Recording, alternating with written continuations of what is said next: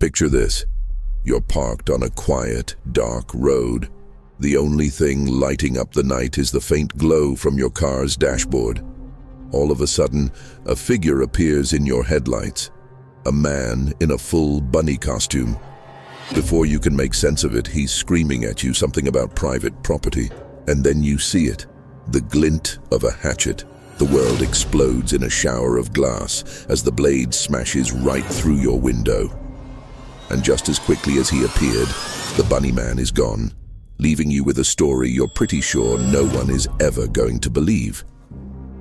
This sounds like the opening scene of a horror movie, but for two young people in Fairfax County, Virginia, this was a very real night in October of 1970. The story of the hatchet-wielding rabbit, or the bunny man, is one of America's most bizarre and enduring urban legends. It's a tale filled with haunted bridges, escaped asylum patients, and grisly murders. But here's the thing. Unlike most urban legends, this one starts with a kernel of undeniable documented truth. A truth that is, in some ways, even stranger than the fiction it inspired. To understand what really happened, we have to peel back the layers of folklore and travel back to a time when a quiet suburban community was gripped by a very, very weird kind of fear. Our story kicks off just after midnight on Monday, October 19th, 1970. U.S. Air Force Academy cadet Robert Bennett and his fiancée were sitting in a parked car on a dark stretch of Guinea Road in Burke, Virginia. They were just visiting Bennett's uncle, who lived right across the street. As they sat there, a figure lunged out of the darkness. Bennett later told the police exactly what he saw, a man dressed in a white suit with long bunny ears. The figure started screaming at them.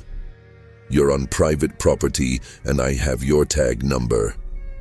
Before Bennett could even react, the man threw a wooden-handled hatchet straight at the car. It crashed through the passenger side window and landed on the floorboard. Bennett slammed the car in drive and sped off, completely shaken. The couple was physically okay, but the hatchet was terrifying proof of their run-in. When they reported it, the police were stumped.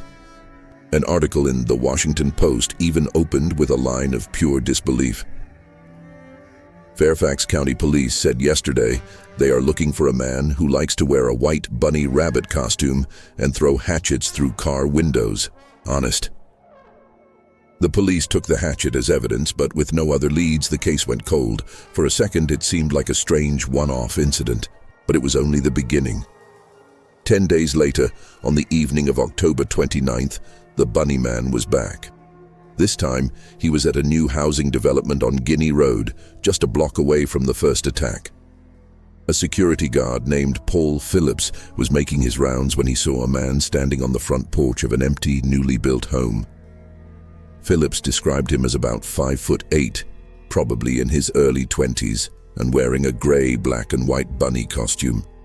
And in his hand was a long-handled axe. Phillips remembered, "I started talking to him, and that's when he started chopping." The man in the bunny suit began furiously hacking away at a wooden porch post. He yelled, "All you people trespass around here. If you don't get out of here, I'm going to bust you on the head." Phillips, realizing he was in over his head, started back to his car for his handgun. But by the time he turned around, the bunny man had melted back into the woods, leaving behind a damaged porch and another witness to his bizarre rage.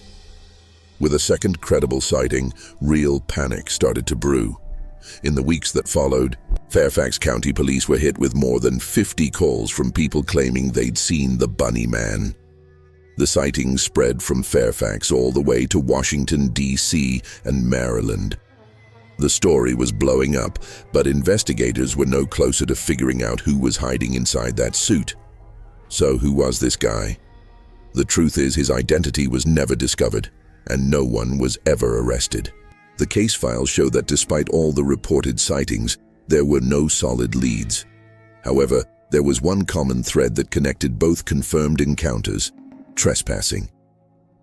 The bunny man's rants, "You're on private property, and all you people trespass around here," pointed to a pretty clear motive.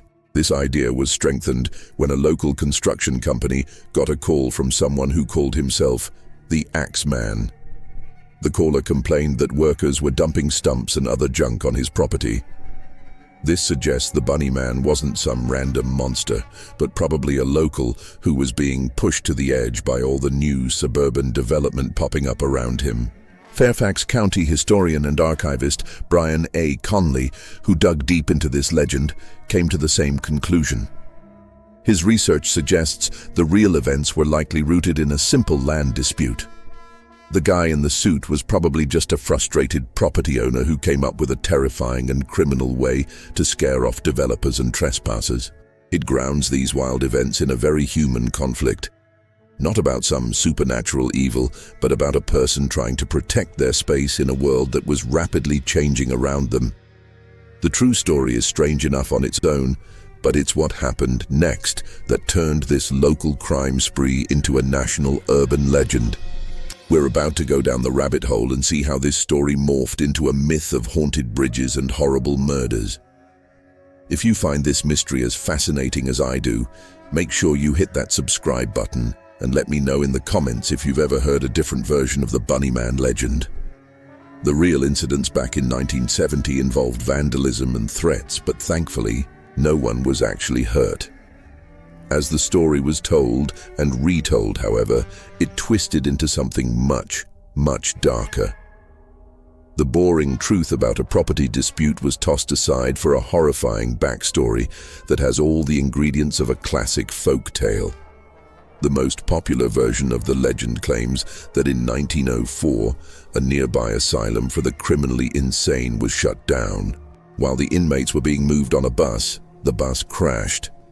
Most of the inmates were recaptured, but one, often given the name Douglas J. Griffin, supposedly escaped into the woods.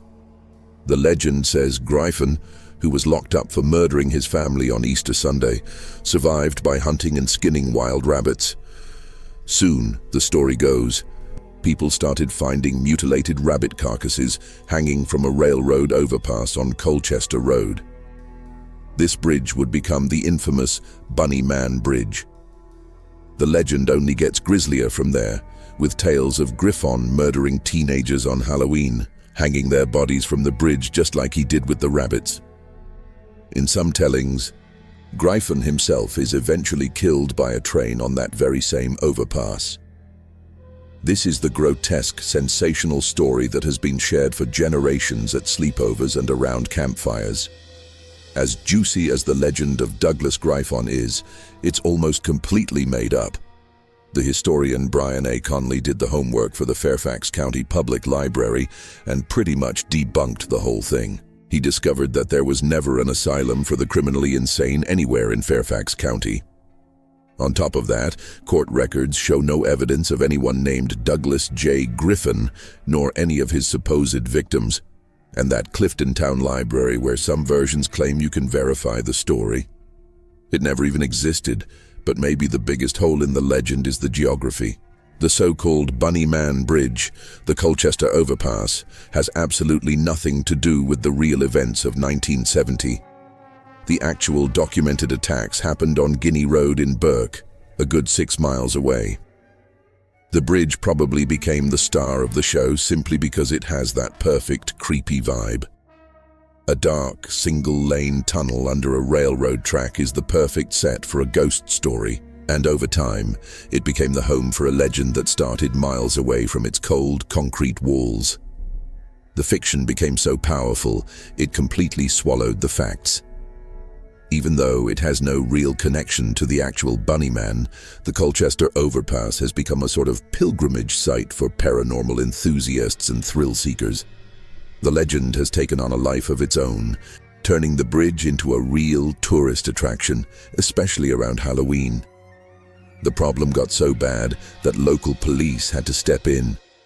For years, they've set up checkpoints on Halloween night, turning away hundreds of cars filled with people hoping to get a look at the Phantom Rabbit.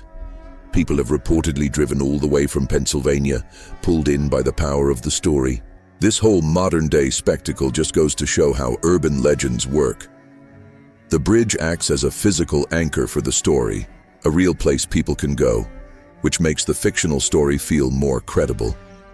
And the more people who visit and share their spooky stories online, the more the legend grows, completely disconnected from where it all started.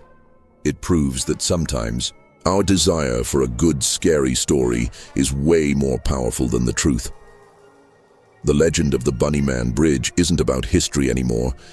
It's about a shared cultural ritual of looking for a safe scare in a dark place. So, what are we left with? The gruesome tale of Douglas Griffin and his haunted bridge is pure fiction, a ghost story stitched together over decades. There was no asylum bus crash, no trail of skinned rabbits, and no murders at the Colchester overpass. But that doesn't mean the Bunnyman wasn't real. He was. In October of 1970, a very real person put on a rabbit costume, armed himself with a hatchet, and terrorized innocent people. He was probably just a man angry about the world changing around him, who chose a truly bizarre way to protest. After 2 confirmed appearances and a wave of public panic, he took off the costume and vanished back into society, never to be identified. And that, maybe, is the most unsettling part of this whole story. The supernatural horror of the legend is easy enough to wave off as a spooky tale.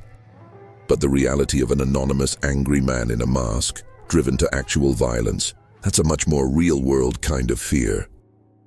The Bunnyman wasn't a ghost. He was a neighbor, a co-worker, someone you could have passed on the street. And to this day, no one has any idea who he was.